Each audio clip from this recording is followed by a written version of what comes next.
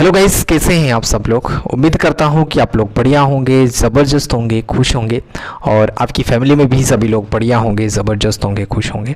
तो आज के वीडियो में हम बात करेंगे नवोदय विद्यालय का गणित जो है, इसका अध्याय 4, इसका नाम है गुणनखंड, गुणज व उनके गुण। ठीक है, इसमें हम क्या करेंगे, विगत वर्षों में जो प्रश्न पूछे गए हैं, यानी कि आपके पास जो अरिहंत वाली बुक है, ये वाली बुक, ठीक है, इसमें टोटल कितने प्रश्न दे रखे हैं, टोटल 21 प्रश्न, 21 टोटल प्रश्न है। तो 21 के 21 प्रश्नों को यहाँ पर मैं आपको हल करवाऊंगा, 21 के 21 ही प्रश्न को। ठीक है, इससे पहले मैंने इसके 2 से 3 वीडियो अपलोड कर दिए हैं। इसके पे अभ्यास प्रश्न वाली का कर दिया है और प्रयास कीजिए का भी कर दिया है। ठीक है, तो इन वीडियो को देख लेना, उसके साथ साथ भूमिका का वीडियो जो है उसका उसको भी देख लेना, तो ये अध्याय आपका पूरी तरह से खत्म हो जाएगा। तो हम चलते हैं गाइस, पहला प्रश्न जो है वो क्या क्या दिया है उसमें और क्या कह रखा है, कैसे हल करना है। देखिए, तो देखिए यहाँ पर पहला जो प्रश्न है आपका विगत वर्ष में पूछा गया पहला प्रश्न क्या है। प्रश्न में बोला है 9 तथा 7 दोनों का एक उभयनिष्ठ गुणज संख्या ए है। मतलब जो 9 और 7 का एक उभयनिष्ठ गुणनखंड है, गुणज है, वो संख्या क्या है, ए है। यह संख्या 1200 तथा 1300 के बीच में स्थित है। वो जो ए होंगी ना आपके पास, ए वो किसके बीच में है, 1200 के बीच में है, 1200 तथा 1300 के बीच में है। तो संख्या ए क्या होंगी। ठीक है, पहले ये दो चीजें आपके पास है कि जो ये 9 और 7 का उभयनिष्ठ गुणन है, कौन है, संख्या ए। 9 और 7 का उभयनिष्ठ गुणन है संख्या ए। इसका मतलब हम ऐसे कह सकते हैं कि वो जो संख्या होंगी ना, ए जो संख्या होंगी उसमें 9 का भी भाग जा रहा होगा और 7 का भी भाग जा रहा होगा। जो संख्या 9 से भी कट रही होंगी और जो संख्या 7 से भी कट रही होंगी, वही संख्या ए होगी, ऐसा हम कह सकते हैं।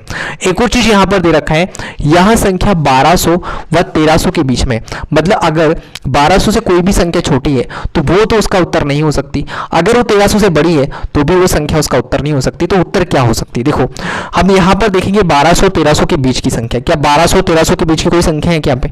हाँ, तो देखो 1 2 3 है, ये नहीं है, तो ये तो कभी हो ही नहीं सकती, क्योंकि पहले ही स्पष्ट है कि वो संख्या 1200 1300 के बीच में है।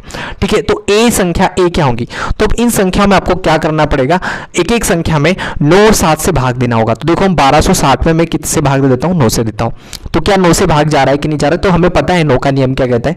9 का नियम कहता है कि अगर अंकों को जोड़ते हो 9 से अगर वो कट रही होती है ना, अंकों का जोड़ अगर 9 से कट रहा है तो संख्या 9 से कट रही होंगी। तो देखो 1 2 3 3 और 6 कितना होता है, 9, ये तो 9 से कट रही है। हमें 7 से भी काट के देख लेते हैं, 7 से काटते थे ना, क्योंकि 9 का नियम पता होगा आपको, 7 का नहीं पता, तो आपको मैं 7 से भाग दे लेता हूँ। 7 एकम 7, कितना बचेगा, यहाँ पे बच जाएगा बच्चा आपका 5, ऊपर से आ जाएगा आपका 6। ठीक है, 7 तो 56, ठीक है 56, तो 56 में से 56 गया तो 0, यानी ऊपर से 0। ठीक है, यहाँ पे भी 0 जाएगा, नहीं ये 7 से भी कट रही है। देखो ये 1260 जो संख्या है ये आपकी 9 से भी कट रही है, 9 से, यानी 9 का नियम हमने लगाया, अंकों का योग अगर 9 से कट रहा है तो संख्या 9 से कट रही है। उसके बाद 7 से भी कट रही है, यानी यही आपका आंसर आएगा। बाकी अगर आप 1206 और 1266 को चेक करोगे तो वो संख्या 9 से तो कट रही होगी, जैसे 6 2 8 और 1 9 से कट रही है, लेकिन वो 7 से नहीं कट रही होंगी, है ना। ठीक है, और ऐसी 1266 जो है, देखो हम देख लेते हैं 1206 में अगर मैं, ठीक है 9 से तो कट रही है लेकिन ये 7 से नहीं कट रही होंगी। देखो 7 एकम 7, कितना बचा आपका 5 बचा, ऊपर से 0 आ गया, 7 7 49। ठीक है, कितना बच गया आपका यहाँ पे 1 बचा, ऊपर से 6 आ गया। 7 के पहाड़ में 16 नहीं आता। ठीक है, कटेंगी लेकिन वो दशमलव में पूरी नहीं कटेंगी, इसलिए ये नहीं कटेगी। इसी आप इसको भी भाग करोगे तो ये भी आपकी जो है 7 से नहीं कटेंगे। ठीक है, यानी ऑप्शन नंबर भी आपका करेक्ट आ जाएगा। नेक्स्ट क्वेश्चन पर चलते गाइस, सेकंड वाला क्वेश्चन पर। इसके बाद हमारे पास अगला जो प्रश्न है, प्रश्न नंबर 2 और 3 मैंने एक साथ लिख ली, क्योंकि जो छोटे छोटे हैं। देखो पहले में बोला है, दूसरे वाला प्रश्न है आपका कि 6 के पहले 4 गुणजों का योग बताना है। 6 के पहले 4 गुणजों का योग बताना है, गुणजों का योग है ना, 6 के पहले 4 गुणजों का योग बताना है। ठीक है, तो हम क्या करेंगे, 6 के पहले 4 गुणज लिखेंगे। कौन कौन से, नहीं 6 का पहाड़ा लिखना है 4 बार, 6 एकम 6, 6 दूने 12, 6 तिया 18 और 6 चौके 24। 4 गुणजों का योग पूछा है ना, 6 के पहले 4 गुणजों का योग, 6 कम 6, 6 दूनी 12, 6 तिया 6 चौके 24 से 4 गुणज हो गए।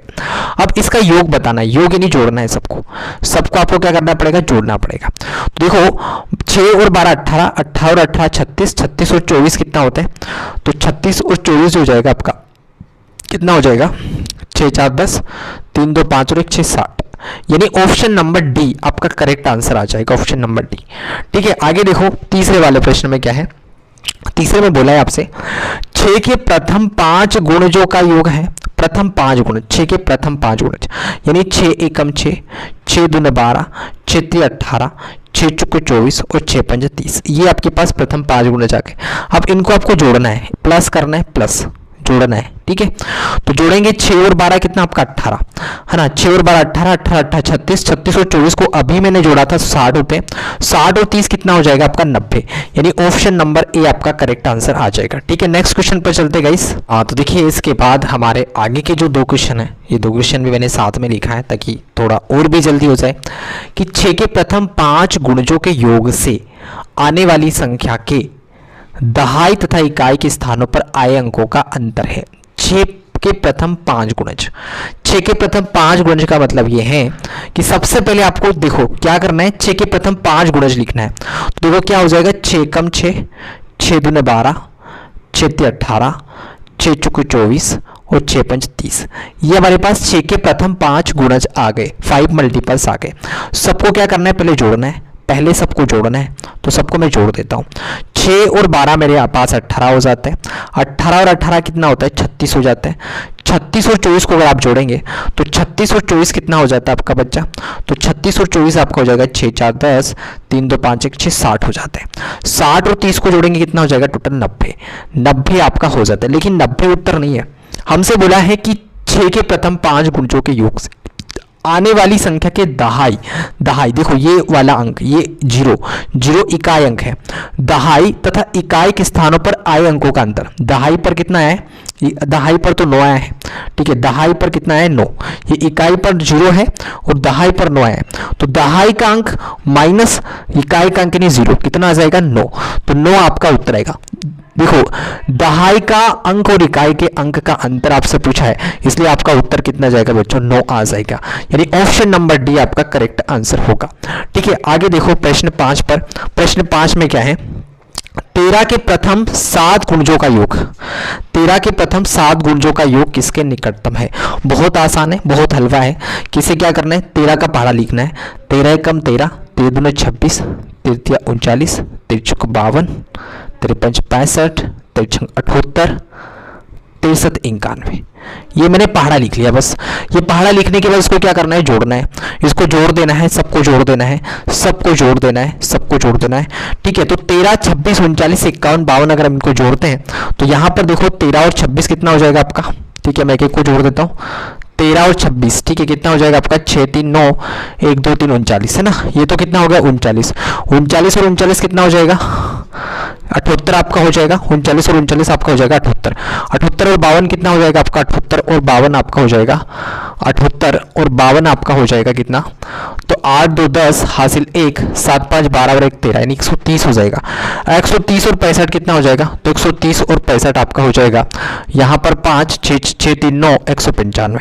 195 में अगर आप लोग जोड़ देंगे कितना, 195 में 78 आप जोड़ देते हैं, तो 195 में मैं 78 जोड़ देता हूँ यहाँ पर, तो 195 में 78 जोड़ देता हूँ, कितना आ जाएगा आपका 8 5 13 हासिल 1 7 7 14 15 16 17 और यहाँ पर 1 2 273। 273 में अगर 91 जोड़ देते हैं तो 273 में अगर हम 91 जोड़ देंगे तो कितना जाएगा बच्चों, 3 और 1 4 है ना, 7 7 14 15 16 2 1 3 364 आपका हो जाता है, 364 आपका हो जाता है, यानी ये टोटल योग कितना हो गया आपका 364 हो गया। अब 364 देखो का योग किसके निकटतम है, किसके निकटतम है, 364 किसके पास है, 360 के क्या, 360 के हैं, 365 के, 370 के, 375 के, 365 के ऑब्वियसली है ना। तो इसलिए 365 आंसर आएगा। आंसर 364 आया, लेकिन हमसे पूछा किसके निकटतम है, निकटतम मतलब किसके पास में स्थित है, वो संख्या किसके पास में, तो 365 के पास में, ठीक है। आगे बढ़ते हैं नेक्स्ट वाले क्वेश्चनों पर। तो गाइस देखिए इसके बाद जो हमारे आगे के प्रश्न है, यानी कि प्रश्न नंबर 6 और 7 दोनों को मैंने साथ में लिखा है ताकि हमारी थोड़ी और जल्दी हो। प्रश्न में क्या बोला है, 2011 में पूछा गया था और ये भी प्रश्न पूछा गया था। कब पूछा गया था मैं बता देता हूँ, 7वां ये 2010 में पूछा गया था, ये आपका पूछा गया था 2010 में, ठीक है। तो सभी प्रीवियस ईयर यानी ये विगत वर्षों में पूछे गए टोटल प्रश्न है, ठीक है। इसी तरह के प्रश्न बनेंगे इस अध्याय से। तो वो 30 के गुणक है, 30 के कौन कौन से गुणक है, गुणक का मतलब ये है, गुणक का मतलब ये है गुणनखंड, ठीक है, गुणज नहीं है, गुणक, गुणक यानी गुणनखंड। ठीक है, ये 30 किस किस के पहाड़े में आता है ये हमें चेक करना है। देखो 30 किस किस के पहाड़े में आता है, तो 30 की हम बात करें तो गाइस 30 बताओ किस किस के पहाड़े में आता है। एक के में तो आता है, एक के पहाड़े में सभी आते हैं। 2 में आता है, या से 2 से भी कट जाएगा, 3 से भी कट जाएगा, 4 से कटेगा कि नहीं कटेगा, 4 से तो 28, 4 में नहीं आता है, 5 से कट जाएगा, 5 छंग 30 है ना। उसके बाद और किससे कटेगा, 6 से 6 पंज 30, 7 से कटेगा कि नहीं, 7 8 9 10 से नहीं कटेगा, सॉरी 10 से कट जाएगा, 10 या 30। उसके बाद 15 से कट जाएगा, 15 दूनी 30, और फिर एक और कटेगा किससे, 30 से। ठीक है, ये वाली संख्या, ये जो 30 के क्या है, गुणक है, गुणक यानी गुणनखंड ही है। गुणक का मतलब क्या है, यहाँ पे गुणनखंड से है, गुणनखंड से है बच्चों। गुणक का मतलब क्या है, गुणनखंड यानी कौन कौन से पहाड़े में, कौन कौन से टेबल में आपके 30 आते हैं, तो 1 2 3 5 6 10 15 और 30 में, यानी ऑप्शन नंबर डी आपका करेक्ट आंसर आएगा। उसके बाद देखो 7वां प्रश्न क्या है, 7वें में बोला है एक संख्या 50 से कम है। भाई संख्या 50 से कम है, 7 की गुणज है, लेकिन वो 7 की क्या है, गुणज, यानी 7 के पहाड़े में आती है वो, कि कुल 3 गुणनखंड है, और उस संख्या के गुणनखंड अगर निकालते हैं, है ना, तो कितने निकलते हैं, 3 निकलते हैं। तो वहां संख्या क्या है, देखो 50 से कम है, तो पहले 50 से ज्यादा कौन सी है, 70, यानी ये तो कभी हो ही नहीं सकती। बाकी हमारे पास 3 ऑप्शन है, 3 में से कोई एक आंसर आएगा। ठीक है, तो देखो अगर हम देखें यहाँ पे कि 7 की गुणज है, तो क्या ये सब तीनों 7 की गुणज है, 7 दूनी 14, 7 1 7, हाँ 42 है यहाँ पे यार, दो जगह 42 कैसे आ गया, 7वां है ना, 7वां में 2, अच्छा 49 है, तीसरे में 49 है ना, तीसरे में 49 है। ठीक है, तो हमें यहाँ पे क्या करना है, उस 7 जो कुल गुणनखंड है, देखो 14 के हम ये देखते हैं, 14 के किसके आना, 14 के गुणनखंड निकालते हैं। ठीक है, तो 14 के गुणनखंड क्या होंगे, है ना, आप कहेंगे कि 1 आ जाएगा, 2 आ जाएगा, 7 आ जाएगा और 14 आ जाएगा, ये आएगा। ठीक है, उसके बाद मैं बी की बात करूँ, यानी 42 की बात करूँ, 42 किसका, 1 का आ जाएगा, है ना।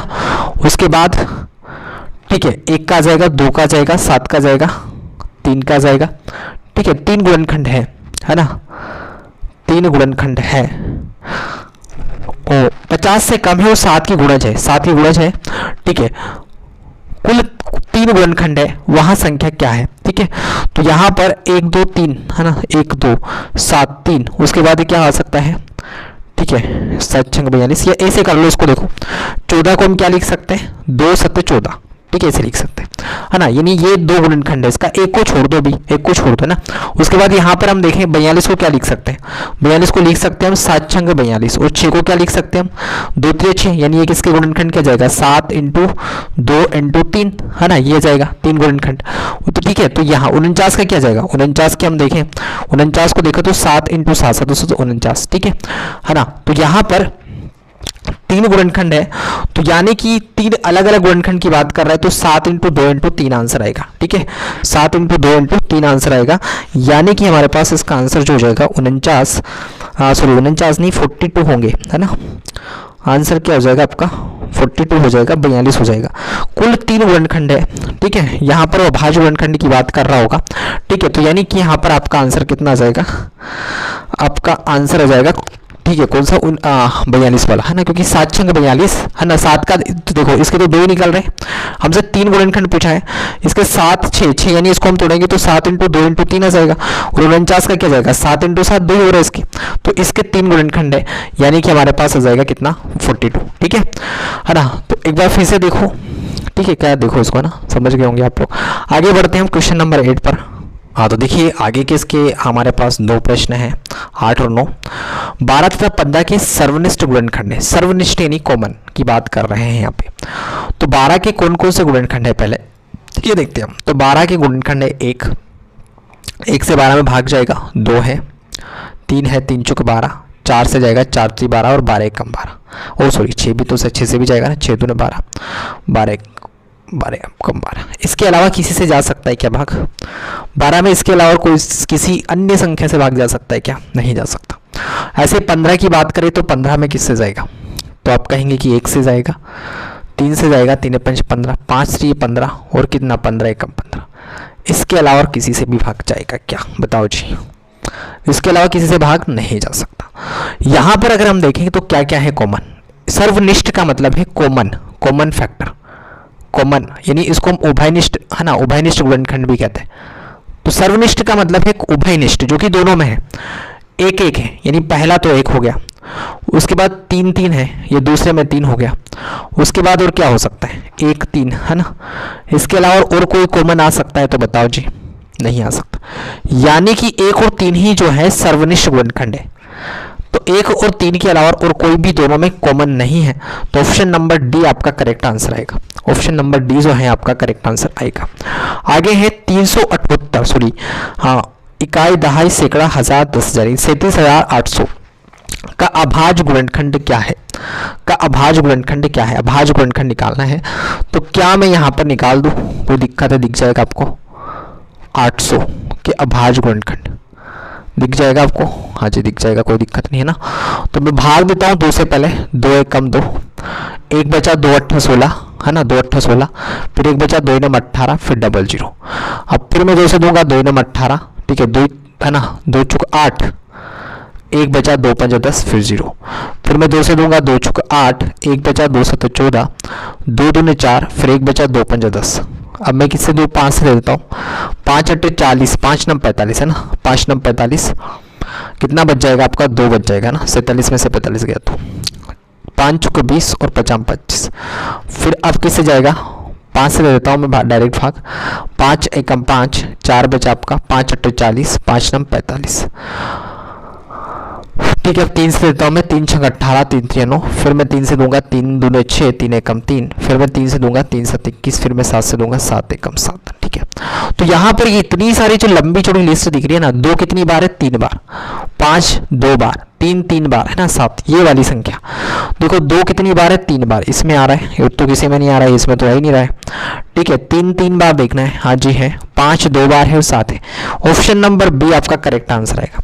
अभाज्य गुणनखंड में एक शर्त याद रखना, हमेशा भाज्य संख्या से ही आपको भाग देना है ना, किसी भी है ना 2 से ऐसे भाज्य संख्या से नहीं देना है, अभाज्य संख्या से ही हमें भाग देना है। आगे बढ़ते हैं नेक्स्ट वाले क्वेश्चनों पर। हाँ तो देखो इसके बाद हमारे आगे के प्रश्न हैं, प्रश्न नंबर 10 11 12 तीनों को मैंने लिख दिया है, ठीक है, क्योंकि छोटे छोटे प्रश्न हैं। पहला है, निम्न में से 316 का कौन गुणनखंड नहीं है? याद रखना है नहीं है। देखो 316 का कौन गुणनखंड नहीं है? जो कि 316 से नहीं कट रहा होगा, सीधी सी बात ये है। ऐसे मैं कह सकता हूँ 316 जो है मैं उस संख्या से भाग नहीं जा रहा होगा पूरा पूरा। तो देखो 1 में तो जाएगा ना, तो ये तो है गुणनखंड। 158 का दुगना कर लो, तो अगर 158 का दुगना करेंगे ना तो कितना हो जाएगा? 158 का दुगना क्या 316 होता है क्या? मेरे पास देख लेता हूँ मैं, 2 8 16 हासिल 1, 2 5 10 और 1 11 हासिल फिर 1, 2 1 कम 2 1 3, 316 होता है। मतलब कि 158 का डबल 316 है, तो यानी ये भी इसका गुणनखंड है। गुणनखंड नहीं है ये पूछा है हमसे। क्या 79 का भाग 316 में देते हैं तो क्या पूरा पूरा जाता है? तो हम थोड़ा सा देखते हैं यहाँ पे ध्यान से। क्या यूनिट डिजिट है ना, कितना है यहाँ पे, ठीक है। इस 7 का पहाड़ा में कितनी बार बोलूँ कि 30 के पास आ जाए? 7 21 7 चौकड़ 3 बार है ना, 3 बार, यानी 3 9 27 नहीं आ रहा है, 3 से 4 3 12 है ना, 9 चाहिए ना, 9, ठीक है। 7 7 21 कितने से कितनी बार जाएगा? एक बार हम देख लेते हैं, है ना। 9 2 18 यूनिट डिजिट से कंपेयर करते हैं। 9 2 18 9 27 9 चुके 36, 4 बार मैं गुणा करके देखता हूँ। 79 में क्या 316 आता है मेरे पास? 79 में 4 से गुणा करता हूँ, 4 9 में 36 हासिल 3, 4 7 28 और 3 कितना होता है आपका? 28 और 3 आपका 31। यानी कि हम ऐसे कह सकते हैं ये भी संख्या जो है एक भी इसका गुणनखंड है, 158 भी इसका गुणनखंड है, 79 भी इसका गुणनखंड है। तो आखिरी बची है डी वाला, यानी लास्ट ऑप्शन आपके पास डी है, जो कि इसका गुणनखंड नहीं होगा। आप चाहे तो भाग देके देख सकते हैं। बहुत ही मजेदार क्वेश्चन है आगे का आपका। और ये क्वेश्चन है 4 की घात 11, 7 की घात 5, 11 की घात 3 के अभाज्य गुणनखंड कुल कितने हैं? कितने अभाज्य गुणनखंड है? देखो बहुत ही मजेदार एक क्वेश्चन है। किसे करना है? ये जो 4 है ना, 4 इसको अभाज्य संख्या में तोड़ना है। तो 4 को मैं कैसे तोड़ सकता हूँ? 4 को मैं इसे तोड़ सकता हूँ 2 गुणा 2 तोड़ सकता हूँ ऐसे, है ना। मतलब क्या करना है आपको? पहले जो जो गुणा में दे रखी है उन सभी को है ना क्या करना है? अभाज्य संख्या में तोड़ना है। तो मैंने इसको तोड़ दिया और इसकी पावर कितनी लिख दी मैंने? 11, ठीक है। ये 7 खुद अभाज्य संख्या में टूटा है तो इसको कुछ नहीं कर रहा हूं मैं। 11 खुद अभाज्य संख्या में टूटा है, इसको मैंने कुछ नहीं किया, ठीक है। अब आगे देखो, यहां पर देखो इसको मैं क्या लिख सकता हूं? 2 की घात 11 है ना, और इंटू 2 की घात 11, फिर इंटू 7 की घात 5 और फिर इंटू 11 की घात 3। अब है ना करना क्या है, आपको नीचे की संख्या देखना है कि नीचे सभी संख्या आपकी अभाज्य है। हाँ जी अभाज्य है, सभी संख्या आपकी अभाज्य, तो ऊपर ऊपर को जोड़ देना है, यानी 11 प्लस 11 प्लस 5 प्लस 3, बस यही आंसर आएगा। ऊपर की घातों को जोड़ना है, यानी 11 और 11 को जोड़ेंगे, 5 को जोड़ेंगे और 3 को जोड़ेंगे। 11 और 11 22, 22 और 5 कितना होता है आपका, तो 22 और 5 27, 27 और 3 कितना होता है आपका 30, तो यानी कि 30 आपका आंसर आएगा। 3 है ना, ये 3 है यहाँ पे, तो 30 आपका आंसर आएगा ऑप्शन नंबर बी। एक बार फिर से देखो क्या किया हमने, कुछ नहीं किया, ऐसी संख्याओं को क्या करना है, ऐसे प्रश्न में क्या करना है, पहले अभाज्य संख्या में तोड़ना है, ठीक है। तो मैंने क्या करा, 4 को कैसे तोड़ दिया, मैंने 4 को तोड़ दिया इसे 2 इंटू 2 है ना, तो इसकी घात भी 11, इसकी घात भी 11, और यहाँ पर इंटू 7, 7 की घात 5, और यहाँ पे प्लस नहीं है, गुणा है ना, 11 की घात कितनी है, 11 की घात 3। अब इन्हीं घातों को जोड़ना है, इन्हीं घातों को मैंने जोड़ा तो आंसर आ गया 30। बस इतना सा आसान से क्वेश्चन है, ठीक है। इसको मिटा देता हूँ क्योंकि नेक्स्ट क्वेश्चन हमें करना है। तो ये आपको क्लियर हुआ कि नहीं हुआ, हो गया ना। देखो अगला देखते हैं 12वां प्रश्न। 12वें में क्या है, 30 के सभी गुणनखंड कितने होंगे, सभी गुणनखंड बोला है ना, सभी गुणनखंड। 30 किस किस के पहाड़े में आता है, 1 में आता है, 2 में आता है, 3 में आता है, 5 में आता है, 6 7 8 9 10 में आता है, 11 15 में आता है, उसके बाद और किस में आता है, 6 में भी आता है ना, 6 तो लिखा ही नहीं, 6 2 12 6 है ना, और किसके बाद 10 15 30 में आता है। इसके अलावा और किसी में आता है क्या, देख लो एक बार, 4 में तो नहीं आता है, 4 7 28 है ना, 5 6 7 8 9 10 10 में आता है, फिर 15 में आता है, 30 में आता है। इसके अलावा और किसी में आता है क्या, नहीं आता, ठीक है। कितने हैं, 1 2 3 4 5 6 7 8, यानी ऑप्शन नंबर ए आपका करेक्ट। कुल संख्या पूछी हमसे, कुल संख्या ना, तो टोटल सभी संख्या कितनी है, 8 है, तो 8 आपका आंसर आ जाएगा। आगे बढ़ते हैं अगले वाले प्रश्नों पर। तो देखिए गाइस, इसके बाद प्रश्न नंबर जो है आपके पास, प्रश्न नंबर 14, और 14 में क्या बोला है, निम्नलिखित में से कौन सी संख्या 12 का गुणज है, 12 का गुणज है ना, तो 12 का गुणज का मतलब यह है 12 का पहाड़े में आती है वो संख्या। तो कोई 12 के पहाड़े में 110 नहीं आता, 109 नहीं आता, 113 नहीं आता, कोई भी नहीं आता है ना। 12 धाम 120 है ना, 12 का पहाड़े में कोई नहीं आता, लेकिन 144 आता है। आप कहेंगे 12 धाम तो 120 होते हैं, लेकिन आप 12 इंटू 12 करेंगे तो 144 आता है। नहीं, 12 का पहाड़े में आता है, 12 के टेबल में आता है 144 है ना, 12 इंटू 12 करेंगे 144 आएगा। तो फाइनली आपका आंसर हो जाएगा बच्चों ए बराबर 144, ठीक है। आगे बढ़े, 15 क्वेश्चन क्या है, निम्नलिखित में से कौन सी संख्या भाज्य, भाज्य यानी ऐसी संख्या जिसमें 1 का भाग जा रहा होता है और 1 स्वयं का जा रहा होता है, इसके अलावा और किसी भी संख्या से भाग नहीं जा रहा है, ऐसी कौन सी संख्या है। देखो 6 तो आपकी भाज्य है ना, तो ये तो आपका उत्तर हो नहीं सकता है ना। 9 भी आपकी भाज्य और 12 भी आपकी भाज्य, 5 ही आपकी बची है भाज्य। 5 देखो 9 में 3 से भी तो जा रहा है ना, 1 से जा रहा है, 3 से जा रहा है और 9 से जा रहा है, ठीक है। तो इसलिए अगर कम से कम 2 संख्याओं का है ना, 2 से संख्याओं से 2 अलग अलग संख्या, नहीं खुद से और एक से भाग के अलावा अगर किसी संख्या से भाग जा रहा है तो फिर तो भाज्य हो जाएंगी है ना। 5 ऐसी संख्या जिसमें 1 से जा रहा है, खुद से जा रहा है, उसके अलावा किसी से नहीं जा रहा है, इसलिए आपकी अभाज्य संख्या है, ठीक है, यानी प्राइम नंबर है। आगे देखो 16 में क्या बोला है, निम्नलिखित में से कौन सी संख्या भाज्य है ना, ये जो है 1997 में पूछा गया, भाज्य पूछा है ना। तो देखो भाज्य पूछा है तो इसके लिए हम क्या करेंगे, देखो चेक करेंगे क्या इसमें किसी संख्या से भाग जाए, 2 3 5 1 6, यस ये भाज्य आपके पास, बाकी ये सभी आपके अभाज्य है, ठीक है, क्योंकि पहले ही तो दे रखा है 1 2 3, इसमें 3 से भाग जाएगा, 3 2 5 और 1 6 है ना। अगर अंकों का योग 6 है, मतलब 2 3 से कट रही है, 3 2 6 है ना। यहाँ पर 13वां क्वेश्चन मैंने बताया नहीं है क्योंकि आपको होमवर्क में करना है, तो 13वां क्वेश्चन जो आपको होमवर्क में करना है, ठीक है। आगे बढ़ते हैं हम नेक्स्ट वाला क्वेश्चन, यानी आगे भी जो प्रश्न है, तो गाइस देखिए इसके बाद आगे के जो प्रश्न है आपके पास 17 वाला क्वेश्चन क्या बोला है, वह छोटी से छोटी संख्या क्या है जिसे 72 से गुणा करने पर 112 का गुणज प्राप्त हो। तो उसके लिए हमें क्या करना पड़ेगा, सबसे पहले छोटी से छोटी संख्या का जब भी कंसेप्ट आता है हमेशा एलसीएम लेना है। तो 72 और 112 का हम एलसीएम ले लेते हैं, ठीक है।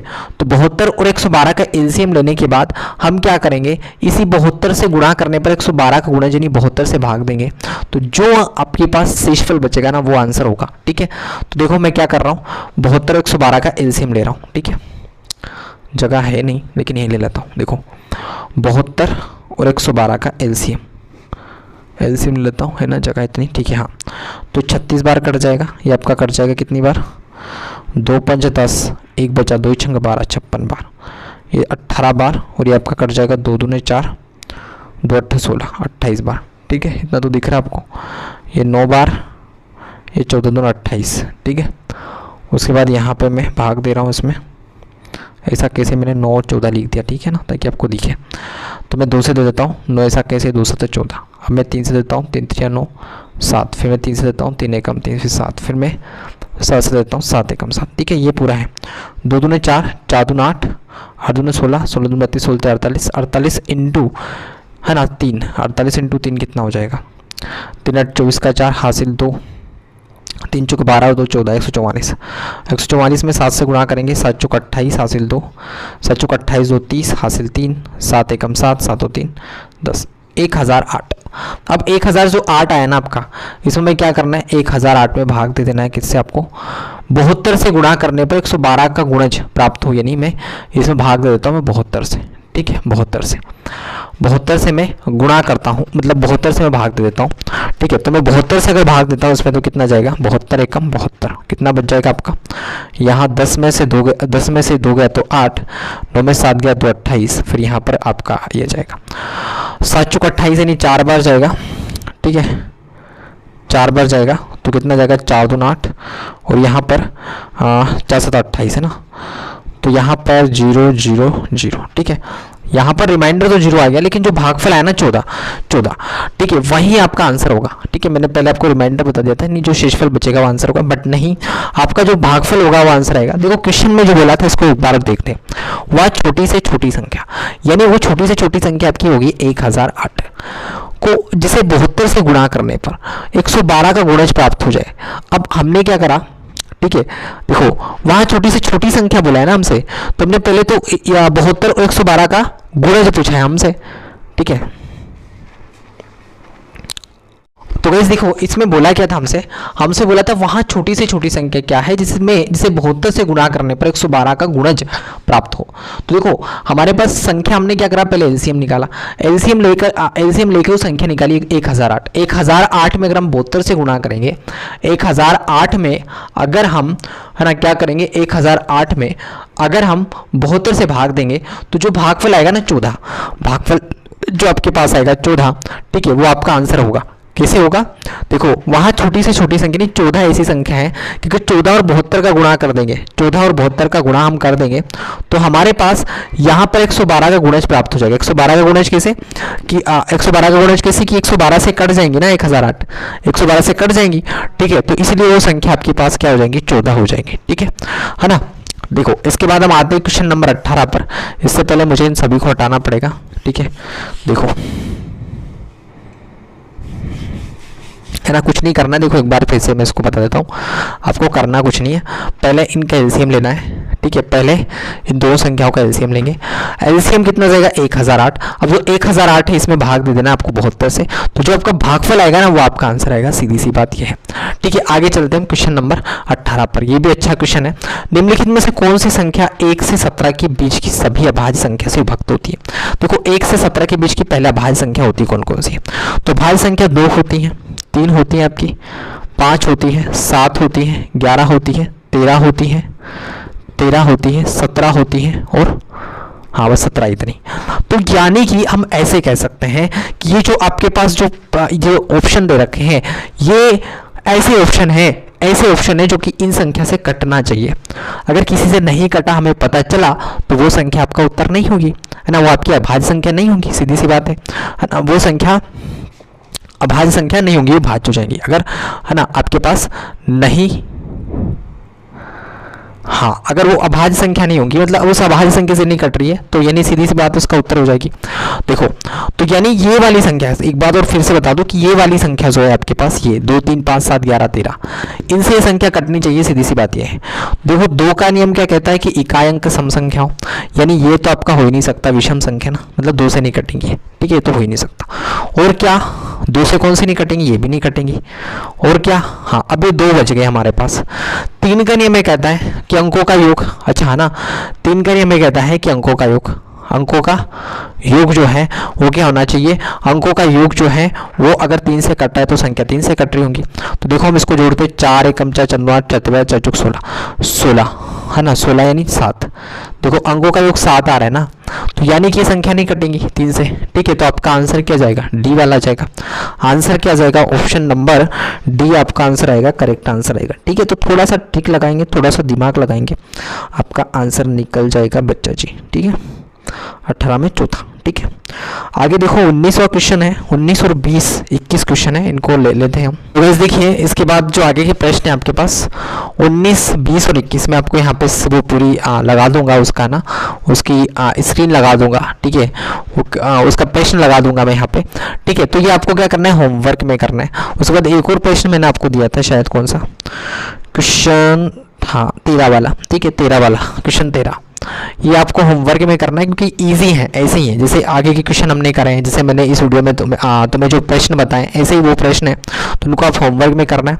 मिलते हैं नेक्स्ट वीडियो में जल्दी। लेकिन यदि वीडियो अच्छा लगा तो वीडियो को लाइक कीजिए, चैनल को सब्सक्राइब कीजिए। Bye bye, take care.